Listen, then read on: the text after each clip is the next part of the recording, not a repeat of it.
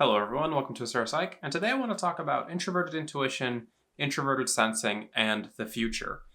When you're talking about cognitive functions, a lot of people will associate intuition with being kind of exclusively the function that is associated with foresight and thinking about the future.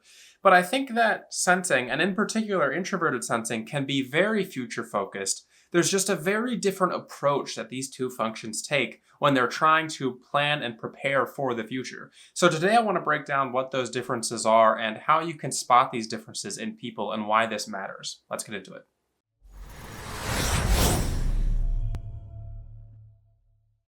So the idea for this video came to me because I've been playing this game called Pathfinder Wrath of the Righteous recently, which is a role-playing game. And the other day on my Discord, I mentioned that I was really excited because there was a character in the game who I strongly believe was written to be kind of an archetypal ISTJ.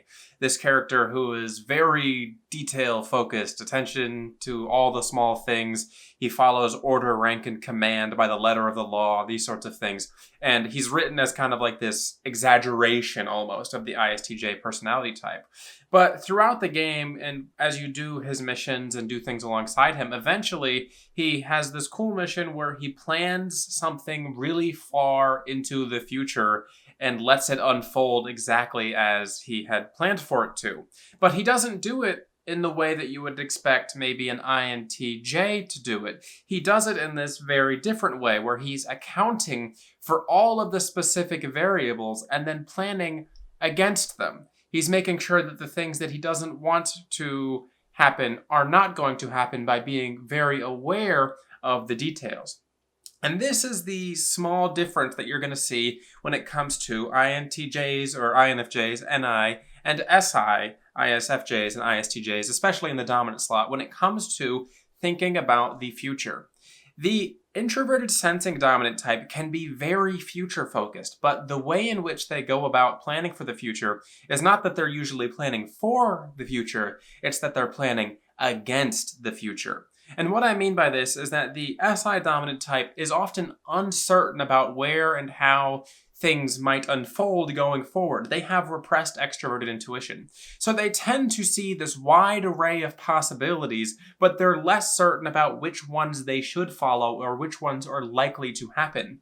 So therefore, you're going to find that SI dominant types are more likely to try and make sure that they have all of the resources available and all of the things prepared to make sure that these future possibilities will not happen. The negative ones that they are uncertain about will not happen. So they create these kind of barriers, again, with resources. They're ensuring that the possibilities that they're uncertain about are not going to happen by planning against the future instead of for it.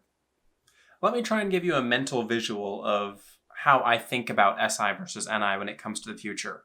With SI, as I mentioned, they're planning against the future. So imagine there's 6 paths before you, and you want to go down one of these paths. This is the path that you're certain you need to go down. So the SI dominant type, what they're going to do is they're going to spend all of their resources making sure that the 5 paths that they don't want to go down are prevented. They're going to say, all right, as long as I make sure that all of these things can't happen, then the last road for me to go down is the only possible one because I've put all of these resources into the other ones. I will live in a stable life. I will have the things that I want to have. I will achieve my goals by ensuring that the things that I don't want to happen will not happen. I will play usually a more kind of safe approach to achieving goals. And it's not even that they're playing it safe, it's that they're ensuring that the possibilities that are risky or harmful are not going to happen. So then you look at the NI dominant and the difference that they have when it comes to this problem. So say the NI dominant has the paths before them. Instead of dividing all of the resources into the paths that are the ones that they don't want to go down, the NI dominant says, well, let me put all of my resources into the one that I want to make sure is going to happen. So instead of dividing them among the things that they're uncertain about and protecting against these futures, they say, let me put all of my resources into the one that I am certain or think will likely happen and try to achieve it by putting more energy and time into this one specific thing. What's interesting, though, is that you can see the reflection of this when you look at the NE dominant types or the NI repressed types. So the NE dominant types, on the other hand, say, well, look at all of these paths before me. Why don't I just take them all? Why not just take every path and try all of them and see which one I like the most? And then I can just kind of find the one I like by experimenting with them all. The NE dominant type isn't very concerned with blocking off the paths or trying to put in resources to ensuring that one of the paths isn't taken, because they're very interested in ensuring or getting to know and getting to interact with as many of the paths as possible. But then you look at the NI repressed type, and this is the one that I think is really interesting, the SE dominant types. And the NI repressed types are often the ones who will put resources into a single path that they think is likely to happen that is going to be negative because they don't have a very good innate understanding of their intuitive process. This is why the SE dominant types tend to fall victim to things like conspiracy theories. And this is something that Briggs and Young noted in their book, specifically Briggs did at least. The SE dominant types, the NI repressed dominant types, will get the wrong impression about something, and therefore they can fall into these spirals of putting in all of their resources to trying to prevent these things from happening, being like, oh, I need to make sure that this thing doesn't happen. I need to make sure that I'm going to do this to make sure that I'm not being tricked or no one's going to fool me, these sorts of things. And that's what's really interesting, is that each of these two functions, when you look at them in their specific dominant or repressed slot, have a very interesting role in how people interact with them. It becomes more nuanced when you look at them in the secondary and tertiary positions. I'm not going to spend a lot of time really going over that, because I think that if you just look at them in the dominant and repressed slot and then adjust them a little bit in terms of severity, that's what you're going to see when it comes to maybe, NI in the dominant versus the secondary slot. So the real difference, again, is just look at them all as if they are trying to take a path towards the future. What is each of these functions going to do when it comes to taking the path that they want to take? Well, the SI dominant type is going to ensure that all of the negative possibilities are accounted for, therefore the only path left is the one that they want. The NI dominant type is going to say, well, let me put all of my resources into one path and try to achieve this one particular thing. The NE dominant type is going to say, well, let me just go down all of the paths, try them all out. Why not have fun? Why not try things out, experiment?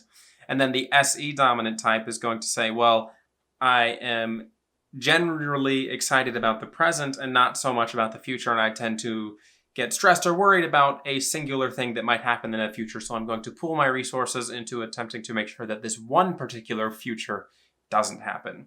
And that's going to be, in my opinion, the nuanced differences between how the SI and NI functions can approach the future. Both of them can be future focused. It's just how are they approaching the problem of getting to the outcome that they want.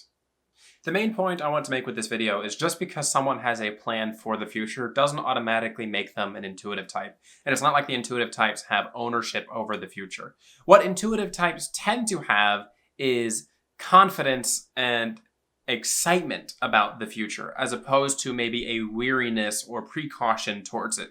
The intuitive types are often looking forward to or spending resources on their future, whereas the sensing types, especially the SI dominant types, tend to be the ones who are planning against it. But even by doing so, then they can strive for a future that they want by ensuring that all of the negative outcomes are the ones that are not going to be achieved. That's why I had such an appreciation for that ISTJ character I spoke for earlier in the video when I encountered him in the game and he unfolded this huge plan, because the entire game I was like, oh, this guy is just kind of a, pretty simple letter of the law, military style type of character. He's kind of this exaggeration of the STJ. And then he hits me with that one mission, with that excellent writing where he unfolds this plan that he's been trying to do for a long time. And I was just like blown away. I was like, wow, this really represents how you might see an STJ plan for a future that they really want. They're going to make sure that they've accounted for every single variable and that every outcome that they don't want is going to be avoided. So that's my opinion. Let me know what you think down in the comment section below about SI versus NI, or even NE and SE when it comes to thinking about and planning for the future. I would like to remind everybody that I do have personality typing sessions available at my website at sursac.com if you're interested in working with me to find out what your personality type is and what that means for you. I also have coaching available, and if you would like to, you can support me on Patreon. If everyone who watched this channel or was subscribed to this channel supported me for $1 on Patreon a month, I would be able to keep this channel going as a full-time job much more easily than I can now. Thank you so much. This has been Asura from Sursac. Have a good one.